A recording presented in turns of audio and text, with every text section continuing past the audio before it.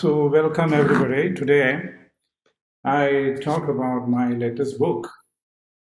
Um, this is the cover of the book. Um, it is published by Sanctum Books, New Delhi, and it's published on February 11th or 12th this year, 2020. And this is the cover, and you can see uh, the cover is the picture of Nāgārjuna, uh, one of the well-known uh, Buddhist philosopher who lived in second century, and his thoughts are very popular. In fact, I worked on Nagarjuna's work uh, maybe for the last 20, 25 years. Uh, and my PhD was on one of his disciples' work. Then postdoctoral I did on his work. And now this book. Both those works were based on text. There was textual study. This is not a textual study, not an exclusive textual study. It may come under the comparative philosophy, where I try to explain the Nāgārjunian thought, the essence of Nāgārjunian thought, in contrast and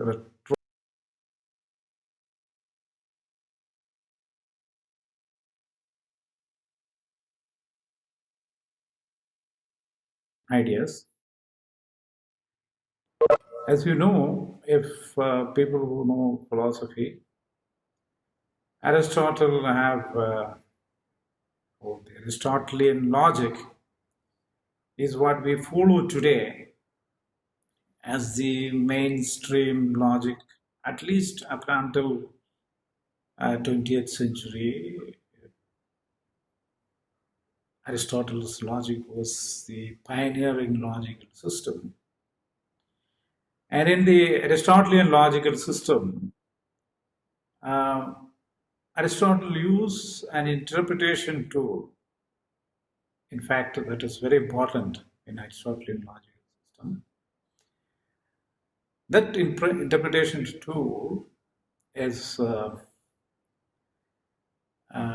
in simple terms, it allows you only binary arguments, either true or untrue. So we have developed our systems based on this interpretation method. But as you know, the Aristotelian method was lauded because it was searching for the truth from the empirical evidences. And we have our sense faculties active on empirical things, and we accept certain things as true, existing, or that has some value, truth value, and we reject the others as untrue or doesn't have any truth value. Aristotle, in his work on interpretations, very categorically said something which has happened you can only accept as true and untrue. What is something is happening also pass on to past. So means you can really understand what is untrue, true and untrue. And future happenings. He gives the example of a sea fight, and the future happenings if it is going to happen, it means it will be also can be segregated into truth and truth. So this was his position throughout.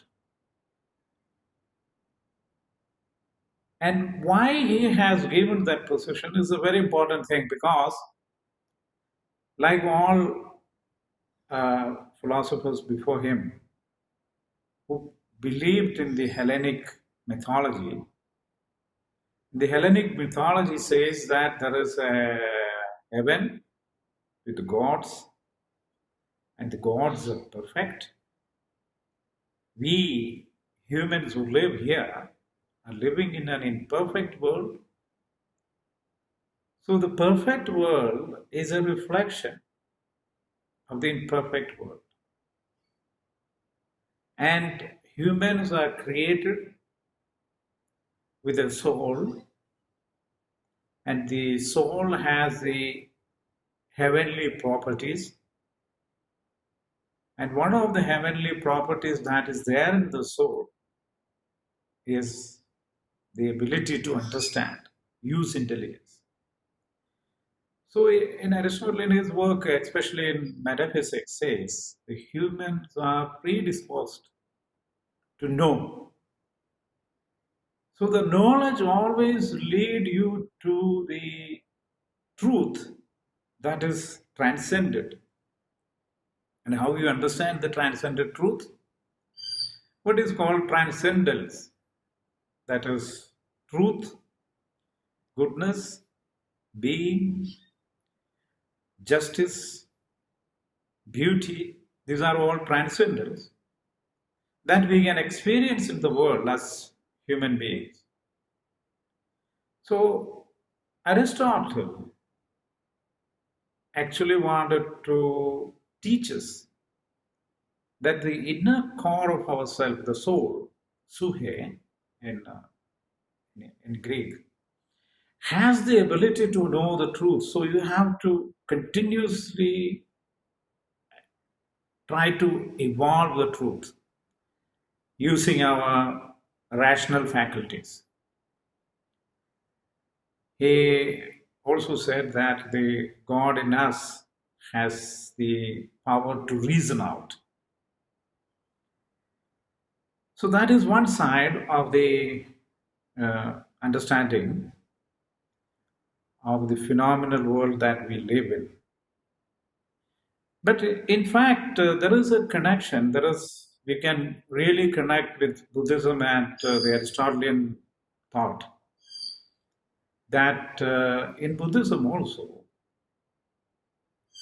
they try to understand the phenomenal world, what they call in Sanskrit dharma, with the available resources, human resources, sense faculties. And unlike the classical Greek thinkers, for example, for the classical thinkers, including Aristotle, what he called the wisdom is transcendent.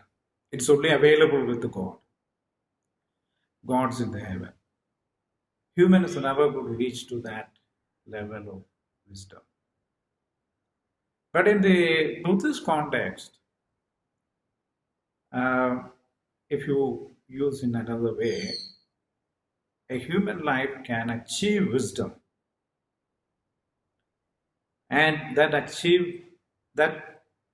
is comparative. It's not that, like somebody achieved a complete wisdom and he's the controller of everything. That is not the idea. So in that way, Buddha is a person who has achieved wisdom in the empirical world, while living in the empirical world. See, we are talking about Buddhist philosophy, so that we don't try to relate it with this Buddhist cosmology, knowledge about heaven and all these things. This is what we are trying to do here, is how Buddhists evolved their philosophical system using these methods. And as far as the empirical world is concerned, Buddhism never say that there is something which is beyond controlling it. And it believed that it is not truth and untruth alone.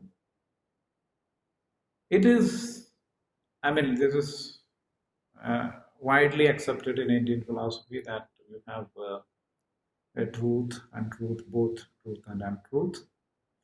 Neither truth nor untruth. So there are four positions that the Indian thinkers, especially the non-Brahminical, non-Vedic thinkers, use this technique to confute the views of the Vedic schools of thought, basically. And this four value logic, which is called Chatushkodi or four value logic or tetralemma, never accept that the phenomenal experiences are either true or untrue. So it goes beyond that aspect. Maybe certain things are true for you, certain things are untrue for you. So you have the freedom to accept what is truth and untrue. Certain things are unconnected, certain things are true and untrue. So both true and untrue is viable, possible. And there is another premise, another level of analysis that is called neither truth nor untruth. It's not so complicated. I tell you with an example why these are very, very crucial in our understanding of the world. Or we should have this widespread analysis to protect, in fact, human life in some way or other centered around something called freedom. And freedom, maybe we can explain that as moksha or moch. This moksha comes from the word moch. We should not be fallen into a trap. Like you get trapped into a kind of matrix of either or. I tell you one example. If you go visit your friend's house, your friend's mother asks you, what do you want to drink, tea or coffee? See, in this suggestion, she means she has only tea and coffee. And just imagine you have a bad stomach. You cannot drink either of this coffee or tea. So you want either, you cannot displease her because she is saying that you have to accept either tea or coffee. So you have a choice, get either of this, keep it, don't drink. That is one choice. But you really want to drink something. You're thirsty. So in that case, you have to deny the suggestion of your friend's mother that you have to say neither coffee nor tea. Then you are expanding your argument possibilities or your request possibilities. You can ask for water, hot water. So she will ask you, then what you want? You can ask for water or something else. In such a situation, we need to use another thought mechanism which transcends the thought trap that was given to you as either or. Maybe this is very simple little explanation, but I'll give a broader, wider, scary situation. After 9/11, the World Trade Center attack, President Bush came to the national television and said, either you are with us or against us. I think this is from St. Luke's Bible or something. Anyway, it's a very Christian thing. So it means that either you are with the God or against the God, something like that. That context. So they say that President Bush said, either you are with us or against us. So just situation, you are with us. We accept, we are condemning the terrorist attack and you are with us. But there is another subtext behind it. If you are with us, you open up your country. You open up your military assets. You open up your facilities to our army, to our people, to come and make a base there. So we want to attack our opposition. Suppose we say, no, we are not with you, means self-declaring we are enemy of you. In either way, you are trapped. You understand? Either way, you are trapped. But just analyze the situation. This is a problem that happened in a particular country. And it depends on the particular country's political activities around the world. How a third country is responsible for that? So the third country should say, we are neither with you nor against you. So you have these situations that open up a third view. And Buddhism is continuously, in Nāgārjuna's argumentative method, he is trying to push this idea so that you can take a middle position. For example, if somebody say, some country like India, somebody says that we are neither with you or nor against you, means we are willing to participate with you. At the same time, we are not willing to take responsibility for something which happened to you. So this is the crux of middle position in Buddhism. And the middle path philosophy that was promoted in the Buddhist context is what I elaborately discussed in this text, this book.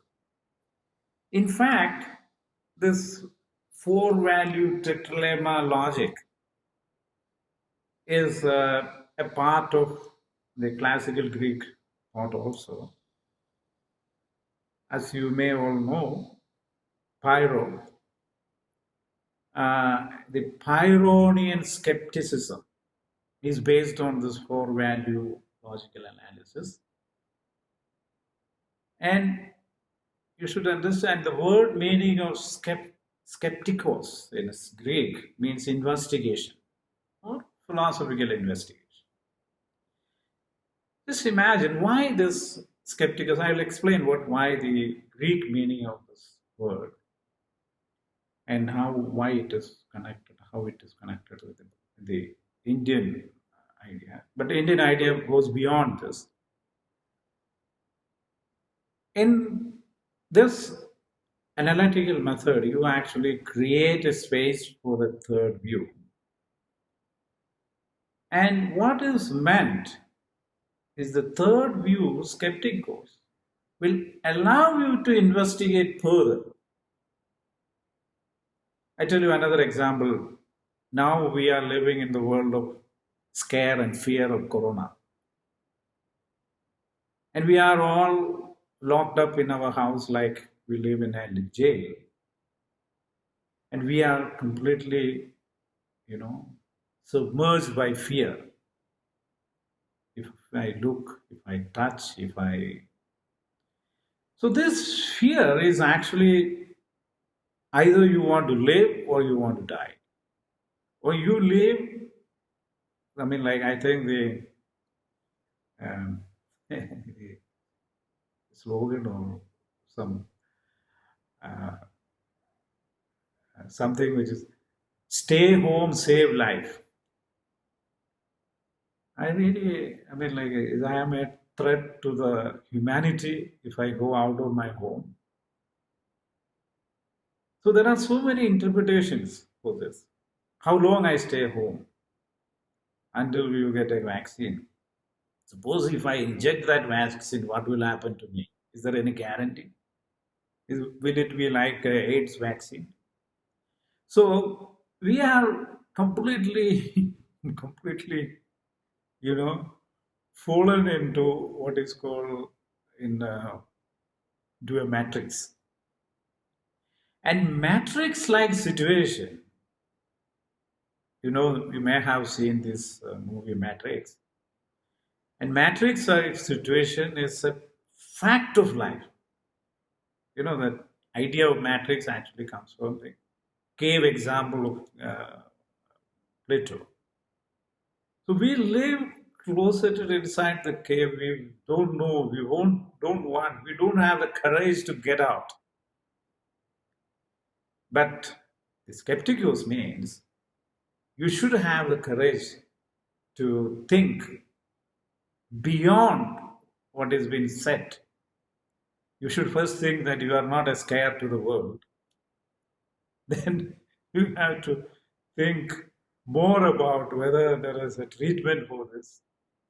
If there is a treatment and you can get cured, why shouldn't you get the treatment? And save your life and save others' life. And unfortunately, if you are so sick, you have to die one day. Death is something which is real. So, how can you think beyond this system created, the innumerable number of narratives created around? And I heard that some people, the fear of corona made them drink what do you call, some solution. Somebody said that this disinfectant will save you from corona. People were drinking that. Some people said you cow urine you can, you know, so you can be cured from that.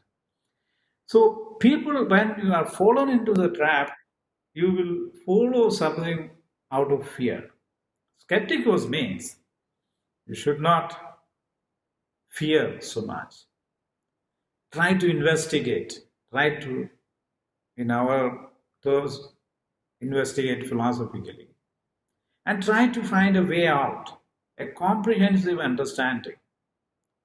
See, for example, a nuclear attack happened here, and the radiation is spreading. Every second person is dying. You should be ready to die, you know. So I remember talking to one of my friends' parent, and the friend told me that his mother was locked up in the inside the cellar during the nuclear bomb attack in Nagasaki. And she came after 3 days. Somebody broken in there. And this lady saw dead body everywhere, you know. And she said, I was really, really ready to die. When is my chance? You know?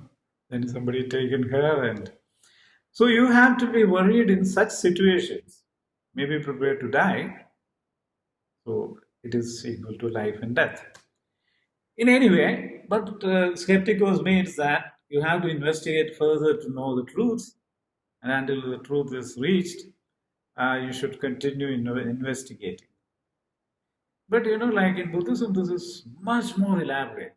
It's not just controlling your investigation or finding a comprehensive way alone. Even Buddha says, in a very interesting way, with one of his compatriot thinker, the compatriot thinker asked him, I read a few passages, a few important passage from his. It's a discussion between Buddha and Vachagotra, one of his very, very popular compatriot thinker. And Vachagotra asked this question: when a bhikshu's mind is liberated thus, Master Gautama is Gautama Buddha, where does he appears after death? So actually, this is one of the argumentative positions. What happened after your death? Will you go to heaven or will you go to hell? That time, that term reappears, does not apply vaja. So he says, Buddha says, that if you think about your life in the world and try to understand life after, that doesn't apply. Then he does not reappear, Master Gautama. So he asked him, okay, after death everything will be over.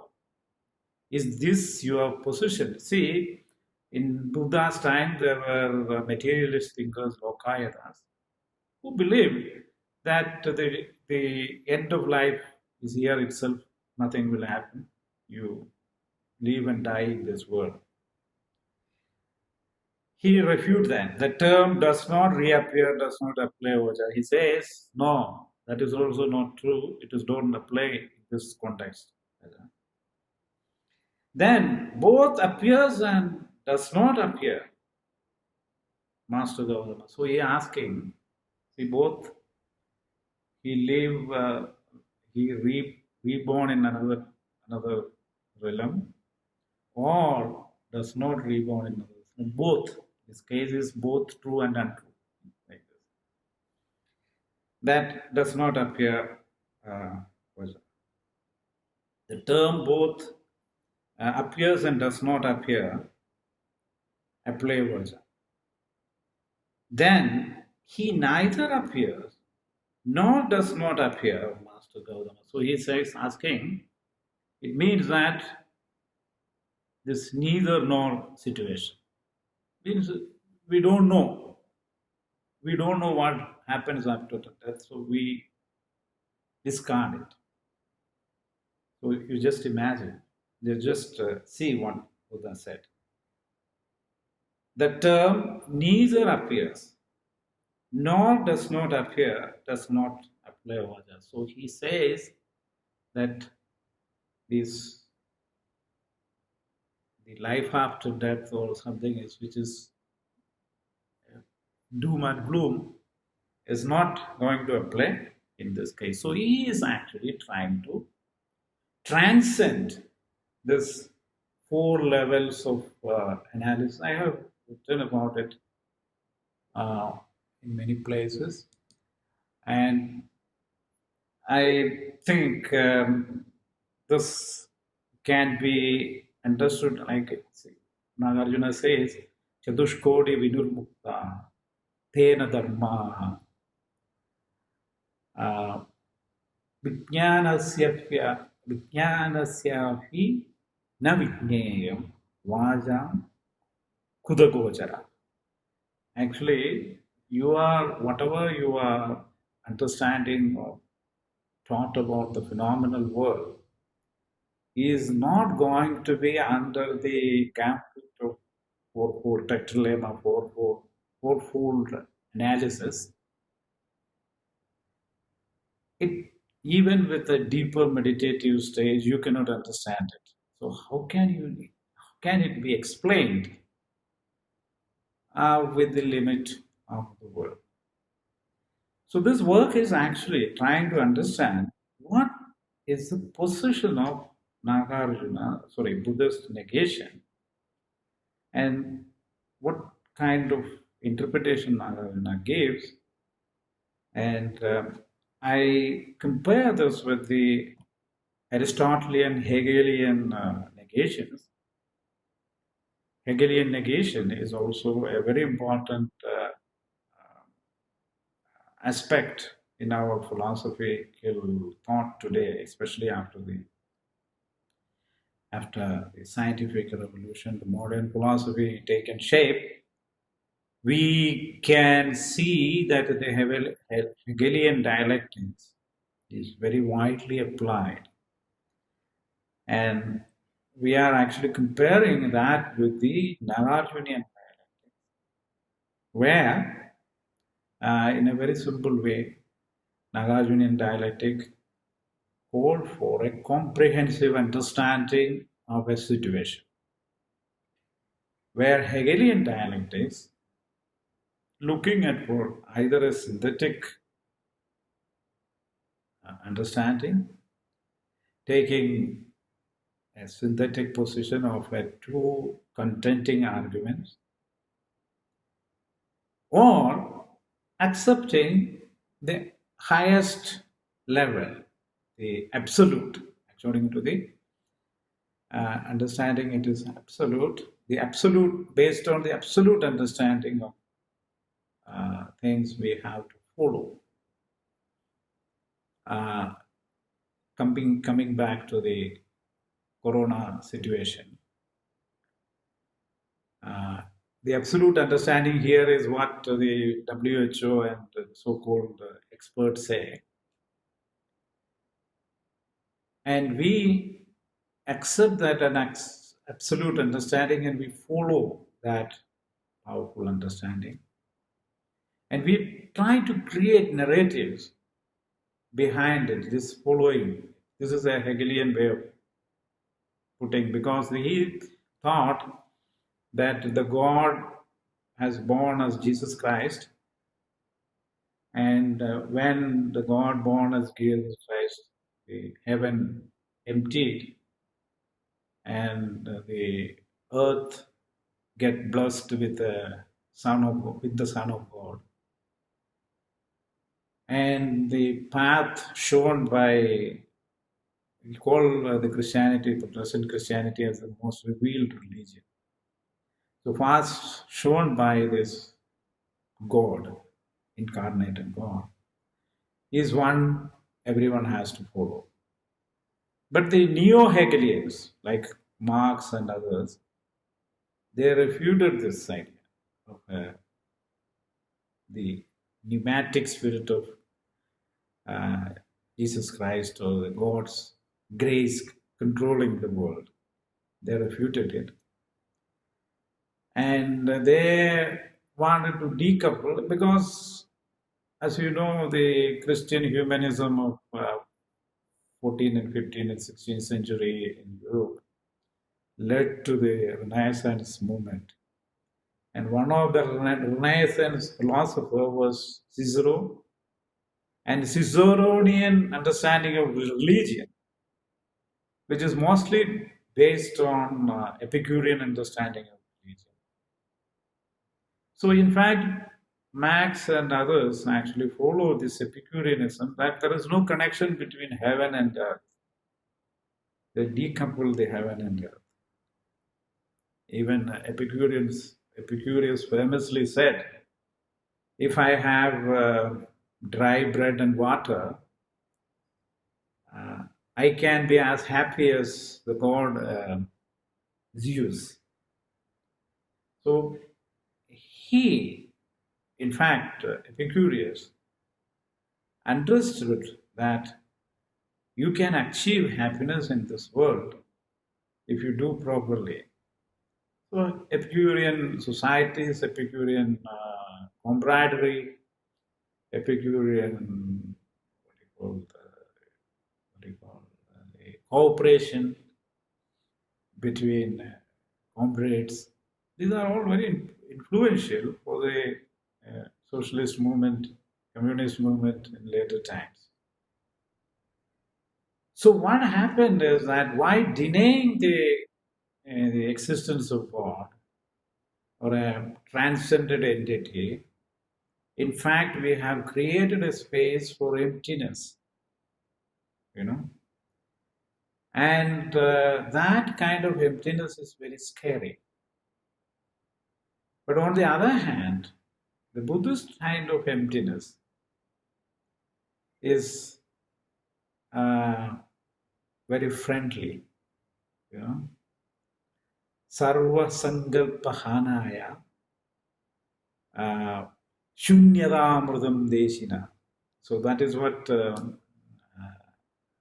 Nāgārjuna says about Shunyada. Shunyada is actually to remove all your conceptual formulations.